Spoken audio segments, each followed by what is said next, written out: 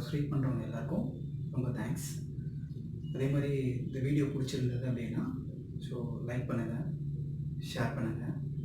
So எனக்கு தெரிஞ்சவங்களுக்கு யாருக்காவது சர்வீஸ் எப்படி பண்ணணும் அப்படின்றத கற்றுக்கணுன்னு யாருக்காவது இன்ட்ரெஸ்ட் இருந்ததுன்னா ஸோ என்னோடய நம்பர் வந்து பார்த்திங்கன்னா ஸோ 9566060014. ஸோ கால் பண்ணுங்கள். ஸோ டெஸ்க்டாப்பும் லேப்டாப்பும் எப்படி சர்வீஸ் பண்ணுறதுன்றதை நான் உங்களுக்கு சொல்லித்தரேன். ஸோ இன்றைக்கி வந்து ஒரு டாபிக் பார்க்க போகிறோம். ஸோ என்ன டாபிக் அப்படின்னா டெஸ்க்டாப்பில் இருக்கிற ஒரு ரேம் பற்றி நம்ம பார்க்க போகிறோம். ஸோ மோஸ்ட் ஆஃப் எல்லாருமே சொல்லுவாங்க, அதாவது ஒரு விஷயத்தை நம்ம சர்வீஸ் பண்ணணும் அப்படின்னா ப்ராக்டிக்கல் தான் வேணும் அப்படின்னு சொல்லுவாங்க. என்னை பொறுத்தவரையும் அதை நான் வந்து ஒத்துக்க மாட்டேன். ஸோ மோஸ்ட் ஆஃப் தேரி கன்ஃபார்மாக வேணும். எந்த அளவுக்கு நமக்கு தேரியில் நமக்கு நல்லா புரியுதோ அந்த அளவுக்கு அந்த பொருள் கூட நம்ம என்ன பண்ண முடியும் அப்படின்னா சர்வீஸை நல்லா அட்டன் பண்ண முடியும். ஸோ அந்த மாதிரி இன்றைக்கி நம்ம பார்க்க போகிற டாபிக் என்ன அப்படின்னா ரேம் பற்றி பார்க்க போகிறோம். ஸோ ரேம் அப்படின்னு பார்த்திங்க அப்படின்னா பொதுவாக சிஸ்டம்ஸில் வந்து மெமரி அப்படின்னு பார்த்திங்க அப்படின்னா ஸோ நம்ம மெமரி அப்படின்னு சொல்லுவோம். ஓகேவா? ஸோ மெமரியில் இன்றைக்கி நம்ம பார்க்க போகிறது என்ன அப்படின்னு பார்த்திங்க அப்படின்னா ரேம் பற்றி பார்க்க போகிறோம். ஸோ ரேம் அப்படின்னா என்ன சொல்லுவோம் அப்படின்னா ரேண்டம் ஆக்சஸ் மெமரி அப்படின்னு சொல்லுவோம். பொதுவாக ரேண்டம் ஆக்சஸ் மெமரி அப்படின்ற இதை வச்சு நம்ம சொல்லுவோம். ரேம் வந்து பார்த்திங்க அப்படின்னா இதில் 2 டைப் இருக்குது. ஒன்று வந்து என்ன அப்படின்னா SRAM, இன்னொன்று வந்து பார்த்தீங்கன்னா DRAM. SRAM ஒன்று, இன்னொன்று வந்து பார்த்தீங்கன்னா DRAM. இதில் SRAM அப்படின்னா அதோட ஃபுல் ஃபார்ம் என்ன அப்படின்னா ஸ்டாட்டிக் RAM அப்படின்னு சொல்லுவாங்க. DRAM அப்படின்னா டைனமிக் RAM அப்படின்னு சொல்லுவாங்க. ஓகேங்களா? இதுதான் இல்லை. ஸோ SRAMனா என்ன, DRAMனா என்ன அப்படின்றது தான் இப்போ நம்ம வந்து பார்க்க போகிறோம். இதில் ஃபஸ்ட்டு வந்து பார்த்திங்க அப்படின்னா இந்த SRAMனா எங்கே இருக்கும், அப்போ DRAMனா எங்கே இருக்கும், என்ன நமக்கு தெரிஞ்சதெல்லாம் பார்த்திங்கன்னா மோஸ்ட் ஆஃப் எல்லாருக்கும் தெரிஞ்சதுன்னா வெறும் ரேம் மட்டும்தான் தெரியும். ரேம்லாம் பார்த்திங்கன்னா மதர் போர்டில் போடுற அந்த ஸ்லாட்டில் போடுற அந்த ரேம் மட்டும்தான் தெரியும். இங்கே என்ன SRAMன்னு சொல்கிறாங்க, இன்னொன்று வந்து DRAM சொல்கிறாங்க அப்படின்னு பார்த்தீங்கன்னா நம்ம இங்கே இத்தனை நாளும் நம்ம நினச்சிட்டு இருக்கோம் பார்த்தீங்களா இந்த மதர் போர்டில் போடுற அந்த ரேம். ஸோ அதுதான் பார்த்திங்க அப்படின்னா இதுதான் மெயின் மெமரி அப்படின்னு சொல்லுவாங்க. அதாவது நம்ம மதர் போர்டில் போடுறோம் பார்த்தீங்களா அந்த மெமரி தான் என்ன சொல்லுவோம் அப்படின்னா மெயின் மெமரி அப்படின்னு சொல்லுவோம். அப்போ இது என்ன ரேம், அப்போ இது எங்கே இருக்குது அப்படின்றத தான் இப்போ நம்ம என்ன பண்ண போகிறோம் அப்படின்னா 1 by 1 பார்க்க போகிறோம். ஸோ இதில் ஃபஸ்ட்டு நம்ம பார்க்க போகிறது என்ன அப்படின்னா SRAM பற்றி பார்க்கலாம்.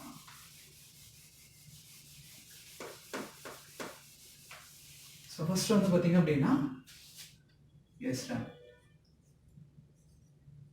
வந்து பார்த்திங்க அப்படின்னா கூட இதோட இன்னொரு பேர் நம்ம என்ன சொல்லலாம் அப்படின்னா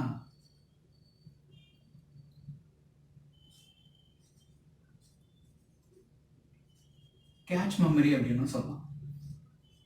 என்ன சொல்லலாம், கேட்ச் மெமரி அப்படின்னு சொல்லலாம். ஸோ இந்த கேட்ச் மெமரி எங்கே இருக்குது அப்படின்னு பார்த்தீங்க அப்படின்னா ப்ராசஸர் உள்ளே இருக்குது. அதாவது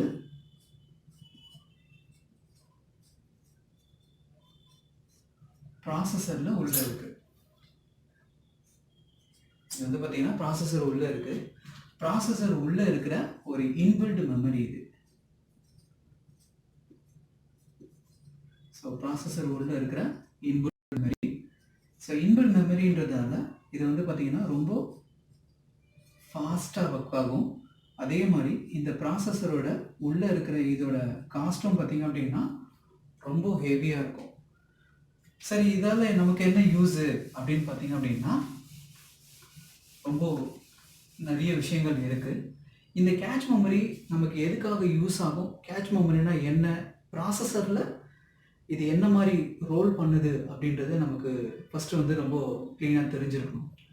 சரி, நமக்கு தெரிஞ்சதெல்லாம் பார்த்திங்கன்னா எல்லா விஷயத்தையும் செஞ்சு கொடுக்கறது யார் அப்படின்னு பார்த்தீங்க அப்படின்னா ப்ராசஸர். இதுதான் பார்த்தீங்க அப்படின்னா நமக்கு எல்லா வேலையும் செஞ்சு கொடுக்குது அப்படின்றது நமக்கு நல்லா தெரியும். நமக்கு எப்படி பிரெயின் இருக்கோ அதே மாதிரி சிஸ்டமோட பிரெயின் மாதிரி எது இருக்குது அப்படின்னு பார்த்தீங்க அப்படின்னா இந்த ப்ராசஸர் இருக்கும். இதுதான் பார்த்தீங்கன்னா எல்லா விஷயங்களும் நமக்கு செய்ய போகிறது. இதில் நம்மளோட டேட்டாஸ் எல்லாத்தையும் எங்கே வச்சுருப்போம் அப்படின்னு பார்த்தீங்க அப்படின்னா ஹார்ட் டிஸ்கில் வச்சுருப்போம். அதோட நம்மளோட இமேஜாக இருக்கட்டும், வீடியோஸாக இருக்கட்டும், டாக்குமெண்ட்டாக இருக்கட்டும், எந்த ஒரு விஷயமா இருந்தாலும் எல்லாமே எந்த இடத்துல இருக்குது அப்படின்னு பார்த்தீங்கன்னா ஹார்ட் டிஸ்கில் இருக்குது. சரி, எல்லா இன்ஃபர்மேஷனும் இதுதான் நமக்கு கன்வெர்ட் பண்ணி கொடுக்குது, இதுதான் நமக்கு ரிசல்ட் கொடுக்குது அப்படின்னா ஏன் நம்ம டைரெக்டாக இந்த டேட்டாஸ் இந்த இடத்துக்கு போகக்கூடாது? பார்த்தீங்க அப்படின்னா இந்த இடத்துக்கு எப்பவுமே பார்த்தீங்கன்னா அப்படின்னா இந்த டேட்டாஸ் இந்த மாதிரி கொடுக்கல. டேட்டாஸ் வந்து ஹார்ட் டிஸ்க்லேருந்து ப்ராசஸர் போகிற மாதிரி என்ன பண்ணல அப்படின்னா கொடுக்கல. ஏன் அப்படின்னு பார்த்தீங்க அப்படின்னா இது வந்து பார்த்தீங்க அப்படின்னா ரொம்ப ஸ்லோன்றதை நான் எதை வச்சு சொல்கிறேன் அப்படின்னு பார்த்தீங்க அப்படின்னா இதோட ஸ்பீடு ஹார்ட் டிஸ்க் வந்து பார்த்தீங்க அப்படின்னா நான் வால்டேல் மெமரி அப்படின்னு சொல்லுவாங்க. ஸோ இதோட ஸ்பீட் பார்த்தீங்க அப்படின்னா அதாவது ஆர்பிஎம் அப்படின்னு சொல்லுவாங்க, அதாவது ரொட்டேட் பர் மினிட் அப்படின்னு சொல்லுவாங்க. இது வந்து பார்த்தீங்கன்னா 5400 to 7200 ஆர்பிஎம், அதாவது உள்ளே இருக்கிற அந்த டிஸ்கை வந்து பார்த்தீங்கன்னா ரொட்டேட் ஆகுது. ஆனால் இப்போது எஸ்எஸ்டி உங்களுக்கு அட்வான்ஸ் டெக்னாலஜி நமக்கு வந்துடுச்சு. பட் இருந்தாலும் நம்ம இதை வச்சு கம்பேர் பண்ணி பார்க்கறதுக்காக பார்க்குறோம். ஸோ 7400 இதோட டேட்டா ட்ரான்ஸ்ஃபர் ஸ்பீடு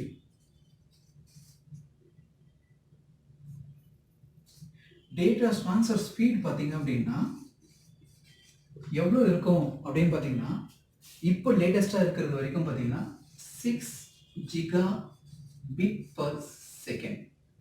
பைட் இல்லை, பிட்டு. ஓகேங்களா, 8 பிட்டு சேர்ந்தது தான் ஒரு பைட்டுன்னு சொல்லுவோம். அதாவது இது 6 Gbps. ஓகேங்களா. ஸோ இதோட டேட்டா ட்ரான்ஸ்ஃபர் ஸ்பீட் பார்த்தீங்க அப்படின்னா ரொம்ப ஸ்லோ. ஆனால் ப்ராசஸரோட டேட்டா ட்ரான்ஸ்ஃபரிங் இதோட கிளாக் ஸ்பீடு எல்லாமே பார்த்தீங்கன்னா அப்படின்னா ரொம்ப ஹை. இப்போ இருக்கிற லேட்டஸ்ட் ப்ராசஸர் பார்த்தீங்க அப்படின்னா உங்களுக்கு வந்து 4.0 GHz மேலே வந்துடுச்சு உங்களுக்கு. இது வந்து பார்த்தீங்கன்னா GHz. ஸோ அது வந்து கிளாக் ஸ்பீடு வந்து இது ரொம்ப ஹை. அப்போது இது ரொம்ப ஸ்லோவாக இருக்கும்போது இங்கே இருக்கிற டேட்டாஸ் வந்து இங்கே வரும்போது என்ன ஆகும் அப்படின்னா நமக்கு ப்ராசஸிங் ஸ்பீடு எல்லாமே பார்த்தீங்க அப்படின்னா ரொம்ப ஸ்லோவாக இருக்கும். ஸோ அதனால தான் என்ன பண்ணுறது இல்லை அப்படின்னா இந்த மாதிரி கொடுக்கறது இல்லை. இதுக்கு தான் நடுவில் என்ன கொண்டு வந்தாங்க அப்படின்னு பார்த்தீங்க அப்படின்னா ரேமை கொண்டு வந்தாங்க. ஸோ ரேம் வந்து பார்த்தீங்க அப்படின்னா இதில் வந்து பார்த்தீங்கன்னா அப்போது இங்கே என்ன ரேமில் அப்போ ரேம் மட்டும் இதுக்கு நிறைய ஸ்பீடு கொடுத்துருமா அப்படின்னு பார்த்தீங்க அப்படின்னா ஹார்ட் டிஸ்கை காட்டிலும் கொஞ்சம் ஃபாஸ்ட். அதாவது ப்ராசஸர் ஈக்குவலுக்கு கிடையாது, ஆனால் ஹார்ட் டிஸ்கை காட்டிலும் ரேமோட டேட்டா ட்ரான்ஸ்ஃபரிங் ஸ்பீட் பார்த்தீங்க அப்படின்னா அதிகமாக தான் இருக்குது. ஸோ எவ்வளோ ஸ்பீட் அப்படின்னு பார்த்தீங்க அப்படின்னா 400 MHz to உங்களுக்கு என்ன இருக்குது அப்படின்னா 3000 MHz வரையும் இருக்குது. இது ஒரே ஒரு ரேம் பற்றி மட்டும் பேசலை, ஏன்னா ரேமில் வந்து நிறைய வெரைட்டிஸ் இருக்குது. So DDR1, DDR2, DDR3, DDR4 அந்த மாதிரி இருக்குது. DDR4ல் பார்த்தீங்க அப்படின்னா 3000 mAh வரையும், ஸோ மேஹெட்ஸ் வரையும் பார்த்தீங்க அப்படின்னா ரேமோட ஸ்பீடு வந்து உங்களுக்கு உள்ளே இருக்குது. ஸோ அப்போது ஹார்ட் டிஸ்க்லேருந்து என்ன ஆகும் அப்படின்னா டேட்டாஸ் ஃபஸ்ட்டு என்ன ஆகும் அப்படின்னா ரேம்க்கு வந்துடும். ஸோ ரேம்லேருந்து என்ன ஆகும் அப்படின்னா அந்த டேட்டாஸ் வந்து ப்ராசஸருக்கு போயிடும். ஸோ இதை காட்டிலும் இது வந்து என்ன பண்ணிச்சு அப்படின்னா டேட்டாவை இன்னும் கொஞ்சம் வேகமாக என்ன பண்ணிச்சு அப்படின்னா ப்ராசஸருக்கு கொடுத்தது. இருந்தாலும் இந்த இடத்துல பார்த்தீங்க அப்படின்னா ஆரம்பத்திலலாம் பார்த்தீங்க அப்படின்னா ப்ராசஸர் பார்த்தீங்க அப்படின்னா single core processor.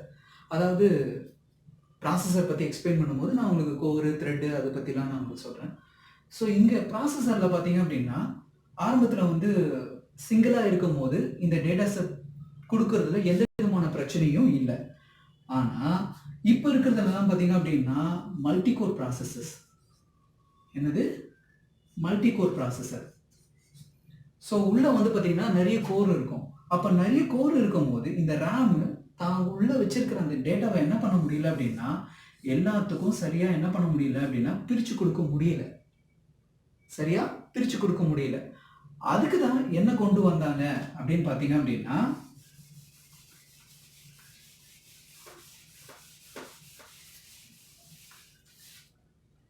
Cache memory. அதுக்கு தான் என்ன கொண்டு வந்தது, இந்த கேட்ச் மெமரியை கொண்டு வந்தாங்க. ஸோ கேட்ச் மெமரி அப்போ ரொம்ப ஃபாஸ்ட்டாக அப்படின்னு பார்த்தீங்க அப்படின்னா ரேமை காட்டிலும் ரொம்ப ஃபாஸ்ட்.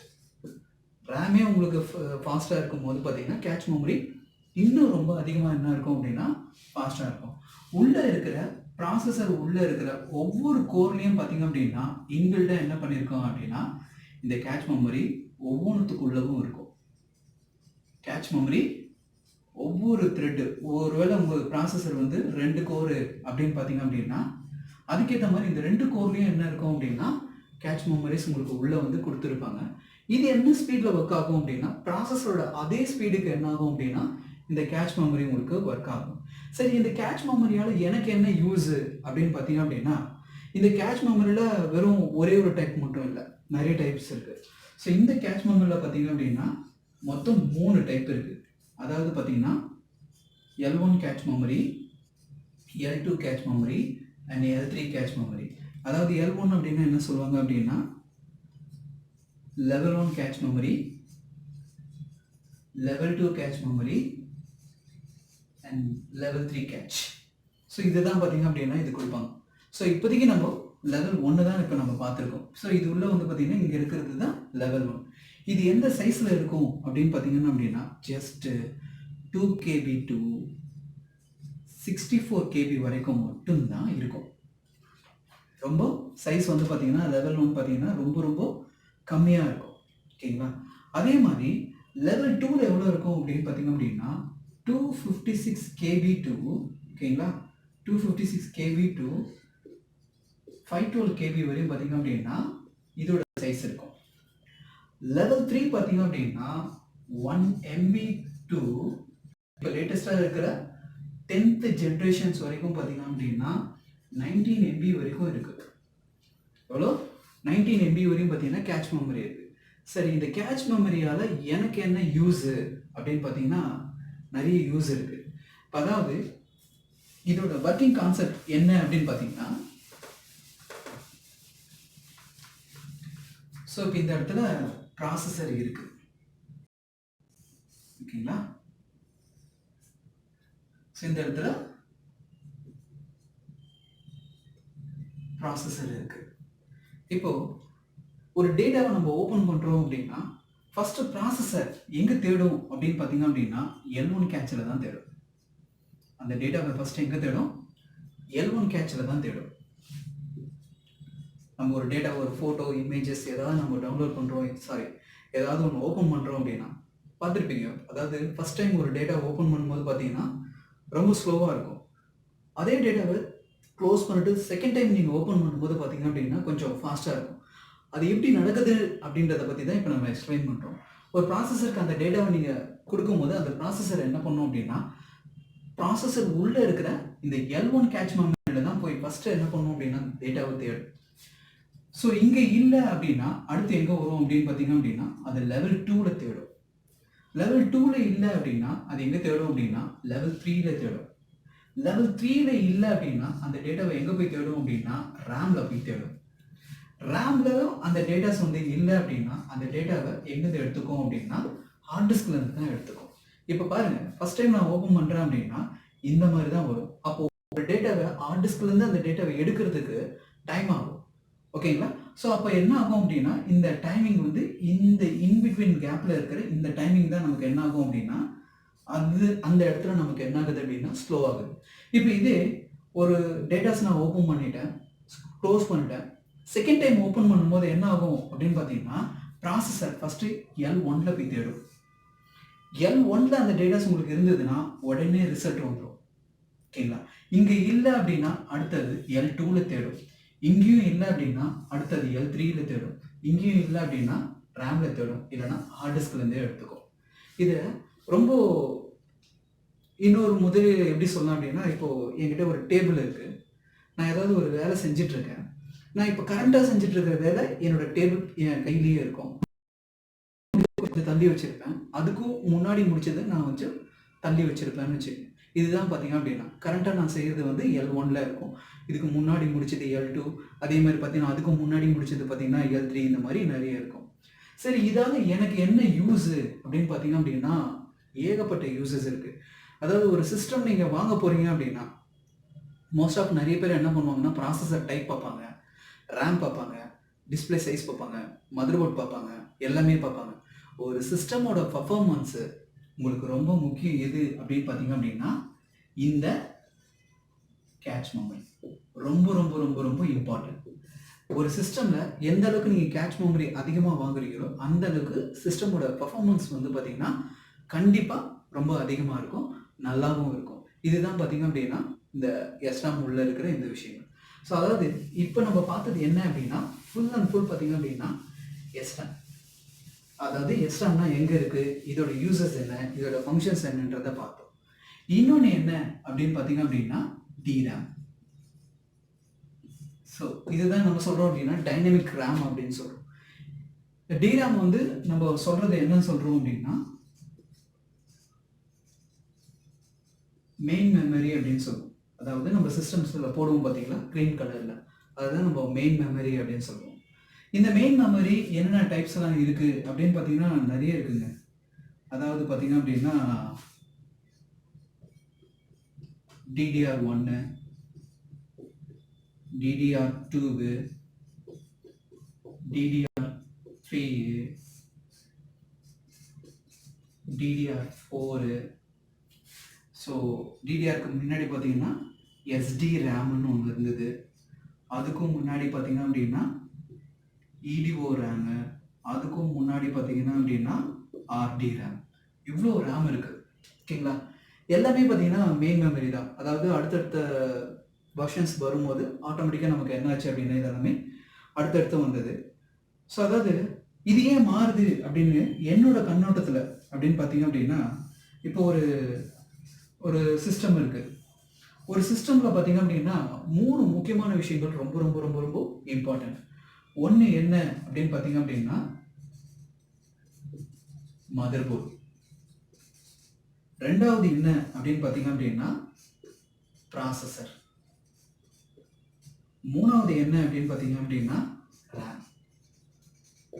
ரேமும் ரொம்ப முக்கியம். ஸோ இது நான் ஹை டெக்னாலஜி யூஸ் பண்ணிட்டு இதோட ஸ்பீடு வந்து ரொம்ப கம்மியாக இருக்கிற மாதிரி நான் யூஸ் பண்ணேன் அப்படின்னா கண்டிப்பாக எனக்கு என்ன ஆகாதுன்னா பர்ஃபார்மன்ஸ் கிடைக்காது. ஏன்னா டேட்டாஸ் எல்லாத்தையும் ரேம் தான் என்ன பண்ணணும் அப்படின்னா ப்ராசஸர் கையிலையோ இல்லை கேட்ச் மெமரி கையிலையோ கொடுத்தாகணும். ஸோ அப்போது ரேம் வந்து எனக்கு ரொம்ப இம்பார்ட்டன்ட். ஸோ அதுக்கு தகுந்த மாதிரி, அதாவது ஃபீச்சர்ஸ்க்கு தகுந்த மாதிரி அடுத்தடுத்து அந்த ரேம் தான் பார்த்தீங்க அப்படின்னா உங்களுக்கு உள்ளே இருக்கிற இந்த ரேம். ஓகேவா? ஸோ இப்போது ரொம்ப தேரி போல. ஸோ ஜஸ்ட் பேசிக்காக என்ன பண்ணியிருக்கேன் அப்படின்னா தேரி எடுத்துக்கிறது. கிளாஸ்லேயும் பார்த்தீங்கன்னா இதுதான் அடுக்கிறது. ஏன்னா நம்ம அது எப்படி வேலை செய்யுது, யார் கண்டுபிடிச்சது, ஸோ அந்த மாதிரி விஷயங்கள் நம்ம போக தேவையில்ல. ஜஸ்ட் அது புரிஞ்சுக்கிற லெவலுக்கு அது என்னென்ன இருக்குன்றதை நம்ம தெரிஞ்சுக்கிட்டாவே நம்ம போதும். இது எல்லாமே என்ன அப்படின்னா ஒரு ரேமில் என்னென்ன டைப்ஸ் இருக்குது, அது என்னென்ன யூசேஜ் அப்படின்றத பார்த்தோம். சரி, இதை வச்சு நான் என்னால் என்ன பண்ண முடியாது, சர்வீஸ்க்கு எனக்கு எந்த விதமான யூஸும் இல்லை. இதில் சர்வீஸ்க்கு என்ன நியூஸ் தெரிஞ்சுக்கிட்டீங்க அப்படின்னா ஒரே ஒரு விஷயம் என்ன அப்படின்னா கேட்ச் மெமரி பார்த்து வாங்கணும்.